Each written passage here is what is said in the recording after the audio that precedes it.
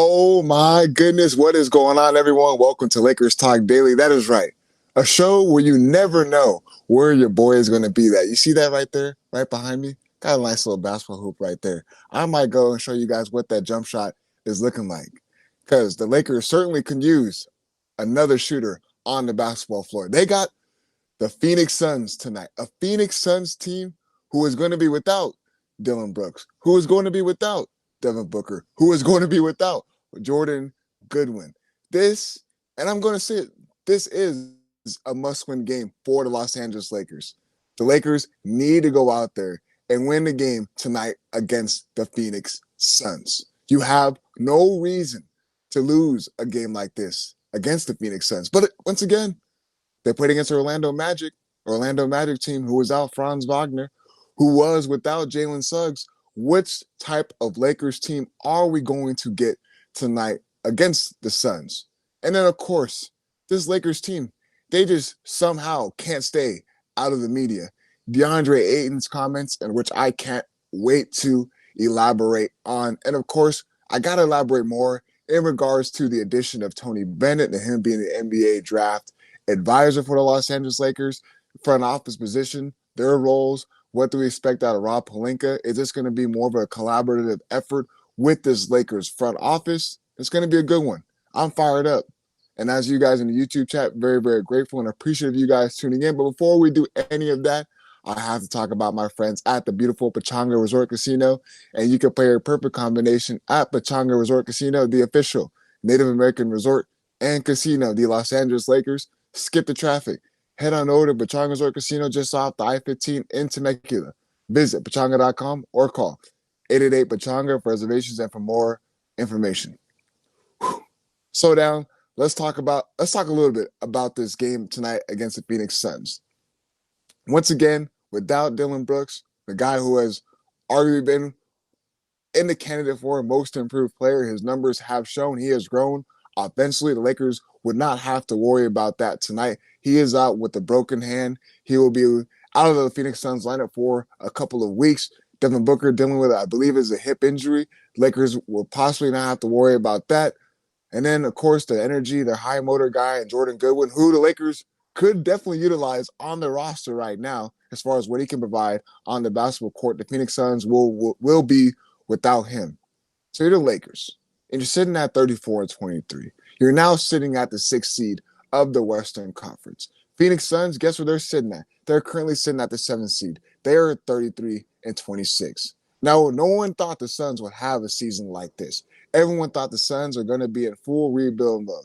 Shout out to their coach and Jordan Knott, how he has gotten this team to play and how he has gotten them to buy into their product. Remember, the Phoenix Suns, the last time I went to go watch that game when they came at Crypto.com Arena, they punched the Lakers in the mouth and they had no room to respond. Literally, no room to respond. And once again, when Lakers dig themselves into a big hole and there's a double-digit lead, they can't seem to climb themselves out of that hole. You're on the road.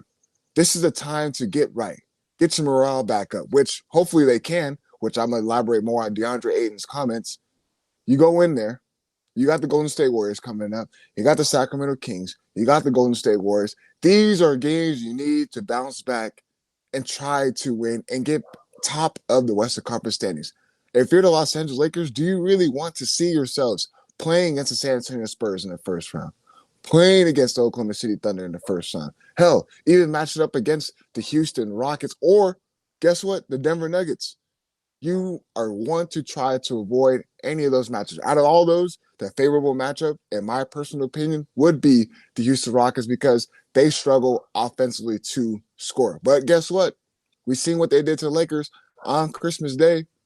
They utilized a lot of their defense, and they got guys really active on that end of the basketball court. But if you're the Lakers, if you want the ideal matchup, you want to try to aim and get a matchup against the Houston Rockets. You want to avoid those other three teams that I listed as far as Denver, as far as San Antonio, and the Oklahoma City Thunder. And it sucks because I mentioned that the Lakers should try to get home court advantage, right? Lakers haven't even been good at home this season. So that's another thing where it's like, what good can we take out of this team? As far as the only good I can really see is their big three. And how can they actually figure out how to play along with each other on the basketball court. This is a game where JJ Redick can make the necessary adjustments and should make the necessary adjustments, whether it's lineups, whether it's rotations, whether it's figuring out the ball movement, the player movement, the spacing, because I showed you guys a clip breakdown as far as when they got into the offense, it looked really, really good. But when they sit there and try to do the consistent, let's get a one-on-one isolation situation, we're going to get the big man, Luka Doncic going to get a big on a switch, try to go one-on-one. Everyone is in the perimeter, standing, looking at him, watching. It doesn't look good. Hopefully, we can start to see, with 25 games remaining, a trend towards the right step as far as player movement, ball movement. Hey, an actual set, an actual play. Let's see if the Lakers can play in two different ways. When have we really seen them get out and run? They do it in spurts, but it's not enough.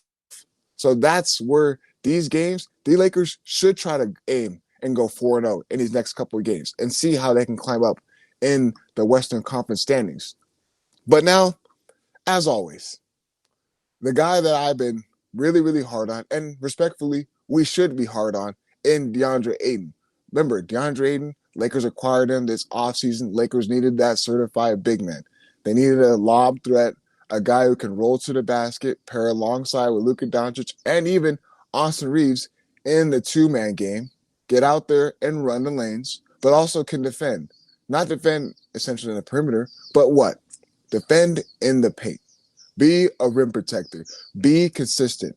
Be engaged. Find a way to be involved without having the basketball in your hands. And we've seen him growing a lot of frustration in his role with the Lakers. We see him saying that it's hard to do much on the offensive end of the floor when the ball is not in your hands. Well, guess what? Newsflash, there's a lot of players in this league who can do a lot without the ball in their hands. And when you're DeAndre Ayton and he does. His ceiling for him, he has a high upside as far as his talent, his age. He does a lot of things with the ball in his hands. He has a soft touch around the rim. But every single thing what he does is either a floater or it's a short jump shot in the paint. When have we ever seen him essentially roll hard to the basket? When have we seen moments like that? We don't see that enough with DeAndre Ayton. We see him and Luka Doncic, the chemistry, the situation as far as Luka Doncic expecting him to be in a certain position and roll to the basket and get a lob threat and be a guy that rolls hard to the basket and get a dunk. We don't see that. We see it in moments.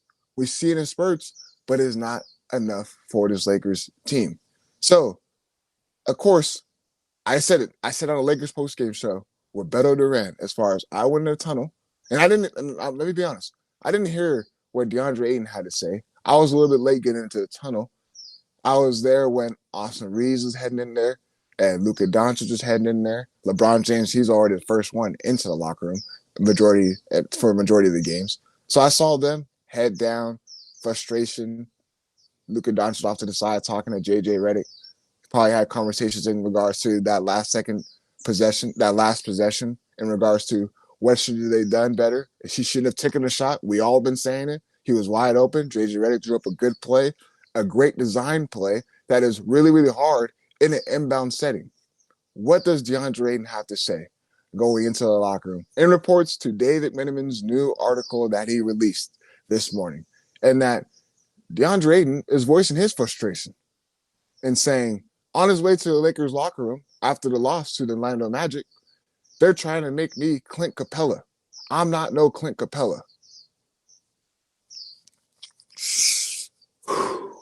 Let me read that one more time.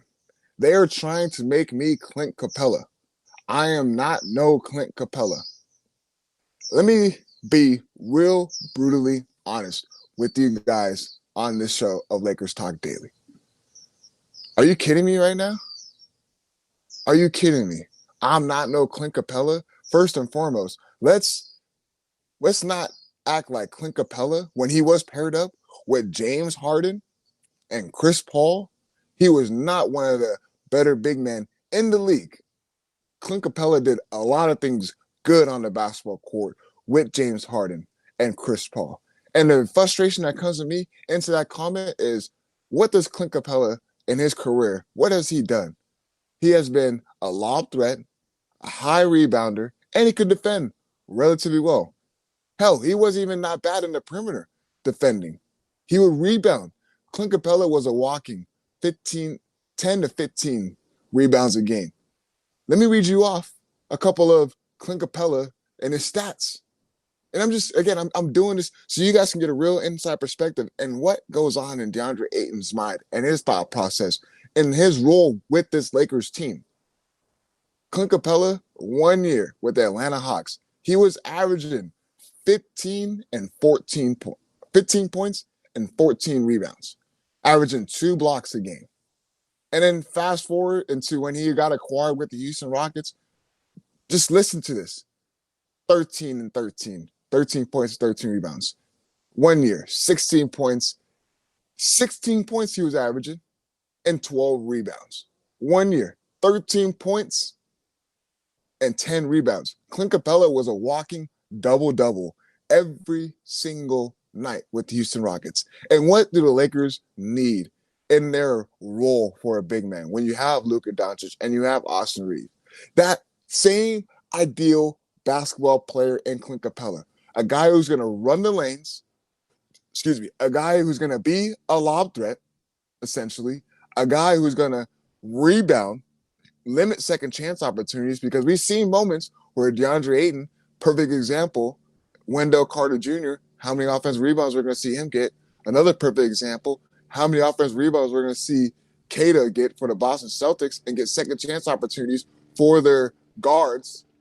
How many times did we see that when it came to DeAndre Ayton and him needing a rebound?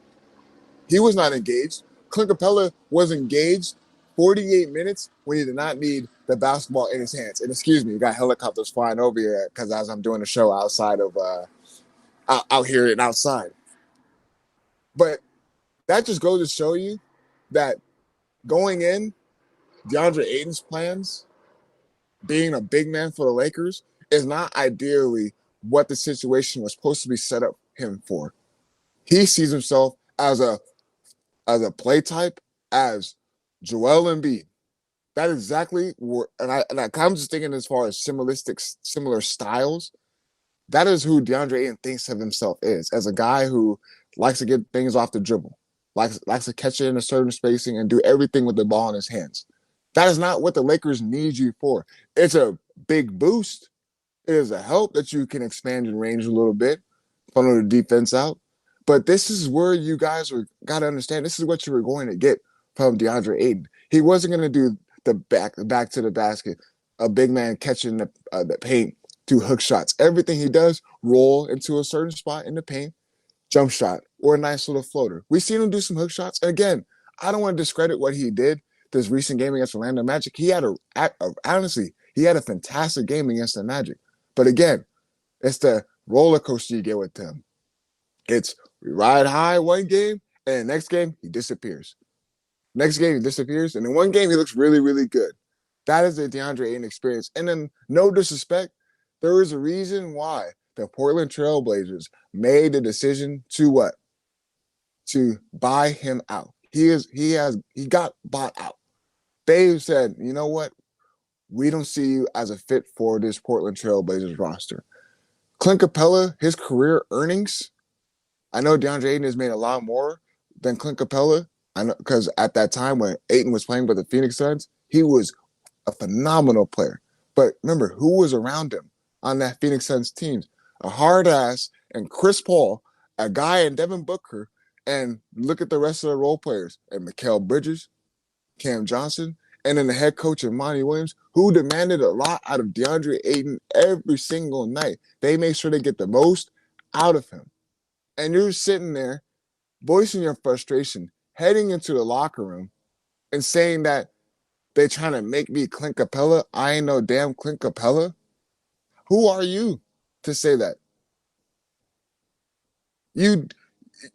That makes no type of sense. That is exactly who you should be, especially the way this Lakers roster is constructed. That is exactly how you need to be playing. But once again, more stuff just keeps on coming out with this Lakers team. At this point, we've seen how the Orlando Magic loss was. And I told you guys, and I sat here, I said that's bad for the morale. This is adding more fire to the fuel with this Lakers team in already a season where we don't know their identity, and already a season where they struggled to beating the better opponents. Already in a season where this roster wasn't constructed the right way. DeAndre Ayton, you're playing essentially for another contract, and you're going out here and there's reports going out there like that. What are you doing? And then I'm not even trying to be funny.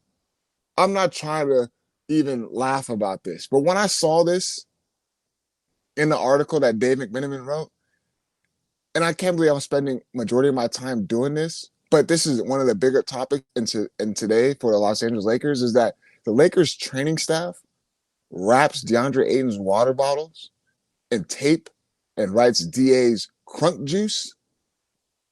A drink this to unleash the beast, to keep him motivated. What are we doing? We need to have that to motivate him, a writing just to motivate him. His motivation essentially should be, I got on the Los Angeles Lakers. I am playing for a contract. I am playing to prove that I can be a starting caliber big man for any team in the NBA. But no, we have guys like him going into the locker room and saying that they're trying to make me play a certain style that I'm not. I get it. There's certain nights where they should get him more involved. He should be, because he does have the high upside and talent to do so. But this is another thing why I literally talked to you guys early on this season when the Lakers acquired him, is that his motivation factor is not there sometimes. And you can't have selfish basketball players on your roster. There's a reason why Phoenix Suns moved on from him real quick. There's a reason why the Portland Trailblazers moved on from him real quick. There's a reason why he got bought out. There is a reason why the Lakers and them only signed him for what? $8 to $10 million. That is where your value is at, DeAndre Ayton. You can't compare yourself to Clint Capella now, especially at his age. If you were actually going to make a comment like that, how about you look at what he was doing in his prime? That is remarkable, and I can't believe I'm sitting here discussing like this on this damn show about a comment like that. It's honestly very, very frustrating and sad that we are at this point to even have a conversation about this. And this is where, once again, this is where the Lakers are at. They needed a starting caliber big men center, but they can't rely on that night in and night out. And once again, he's not the only one. There's a lot of other flaws when it comes to this Lakers team. This Lakers team, as far as how they're constructed, it's not enough. It's not enough to get the job done. And they have problems with their big three. The big three can't find spacing. They can't find rhythm. There's no, everyone has this assumption that, well, they have three superstars on their or two superstars and an all-star. How come they can't figure it out? How come they can't make it work? That is another issue. They have role players. And Jake LaRavia, you can't consist on knocking down a three-point shot. He's supposed to be that 3-and-D guy. He can't knock down three-point he can't knock down three-point shots consistently. You got Rui Hachimura, which I know I like what he can do offensively, but it's not consistent enough. Marcus Smart, not consistent enough in the three-point range. But he can provide a lot of energy and effort, and his value at the Lakers got him for is perfect. Remember, I can go down the list into the flaws in this Lakers team, which worries me when there's 25 games remaining. I got to take a little break. I kind of went over my time period because I got real fired up about this.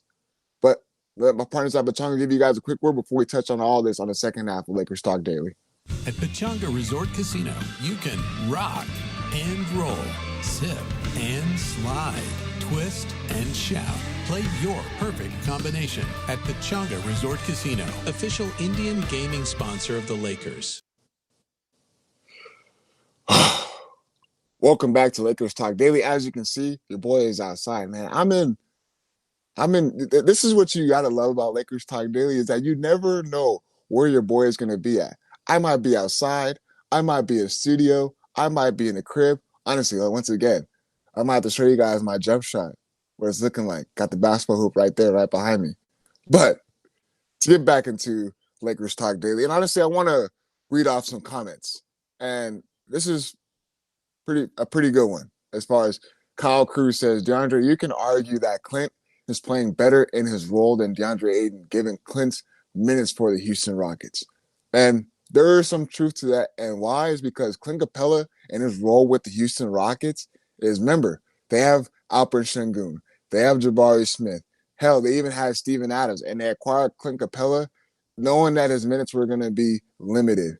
And once again, Clint Capella, if you're going to make a comment, if you're going to make a comment about a guy like that, who has and was a walking double-double and helped the Houston Rockets get to 2 conference finals appearances, DeAndre Ayton. That is ideally how you should be playing on a basketball court night in and night out.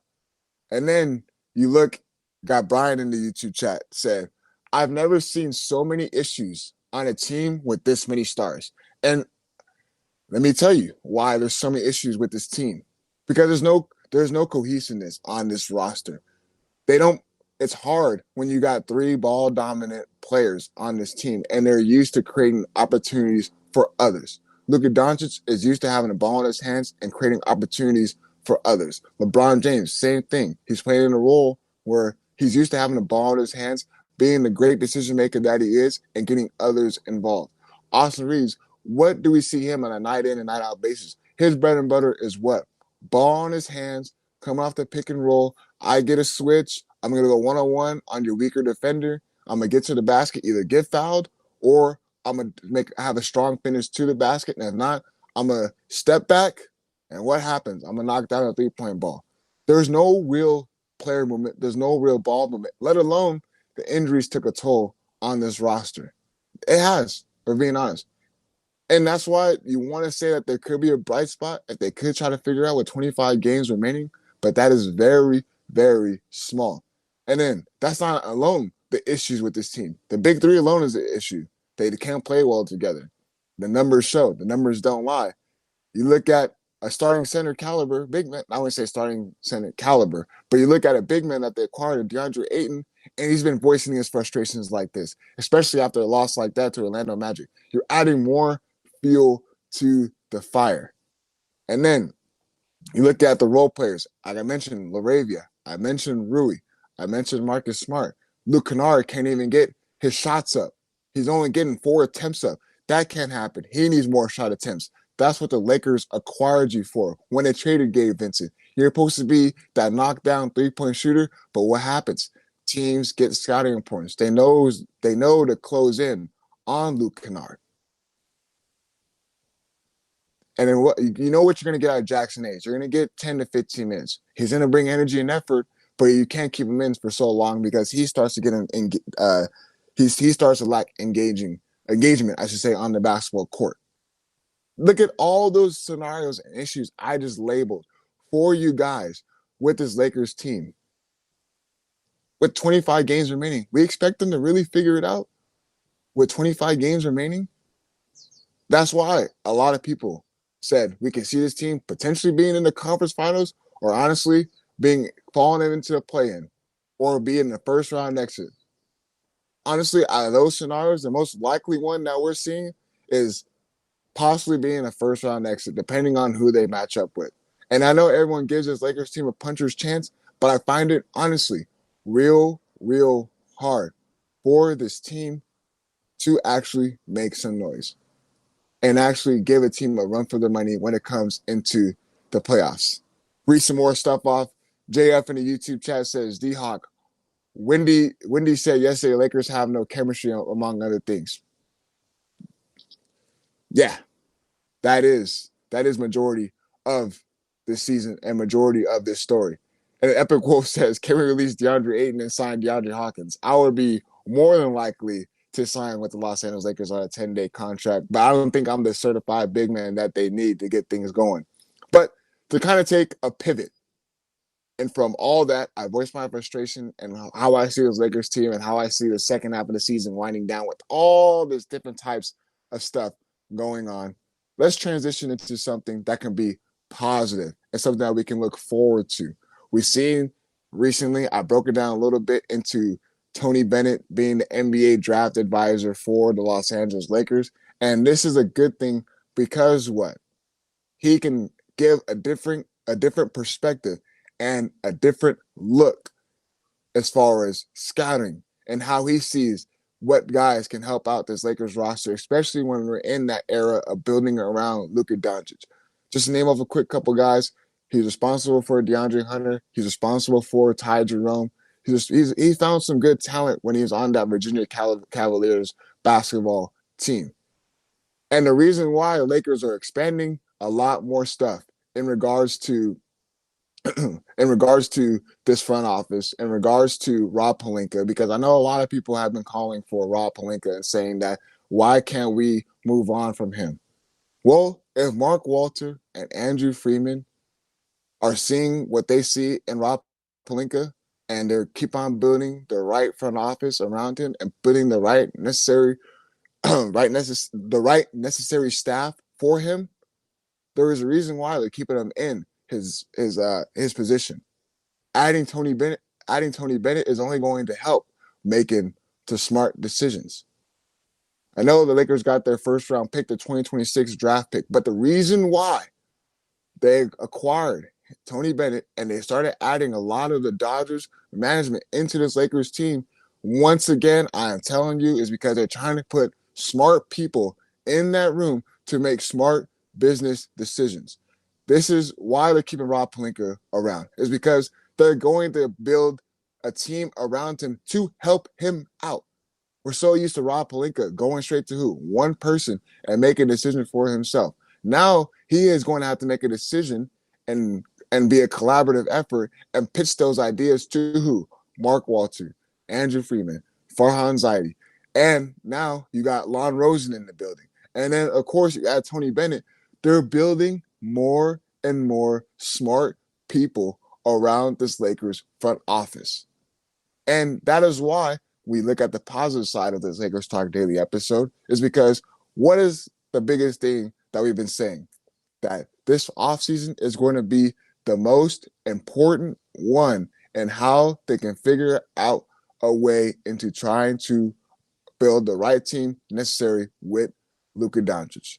Okay, when you bring more smart people in the building, you bring actual analytics, you bring a draft advisor, because the Lakers got what? One draft pick this year. Who knows the Lakers are going to keep that draft pick? Lakers are potentially might be offloading. They have 3 first-round picks that they can offload from. This is not hurting the Lakers by getting Tony Bennett. This is not hurting the Lakers by acquiring Mark Walter and that whole entire front office group and translating them to the Los Angeles Lakers. No more of the family business operation. This is going to be a well-oiled machine that is going to be proper planning.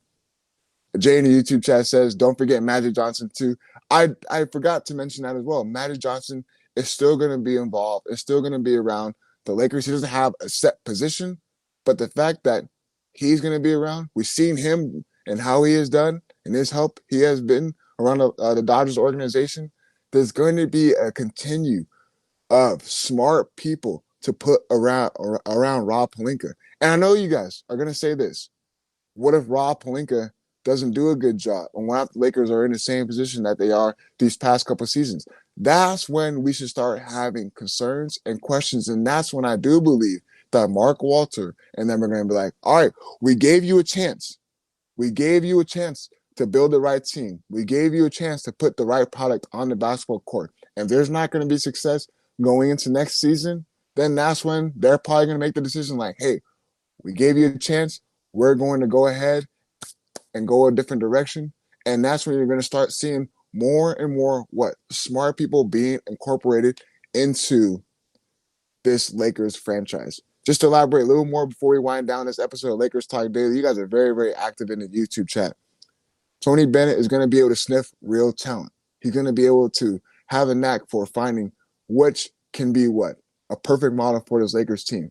His Virginia Cavaliers basketball team, which I will say it was very, very hard to watch because they played a very slow and style pacing of basketball, but he had a lot of half-court sets and a lot of defensive-minded guys. What do the Lakers need? They need guys who can defend. They need guys who can knock down a three-point ball. He has that. He has that model. He's a national championship coach. He understands the recruiting and how all that stuff gets pitched into stuff.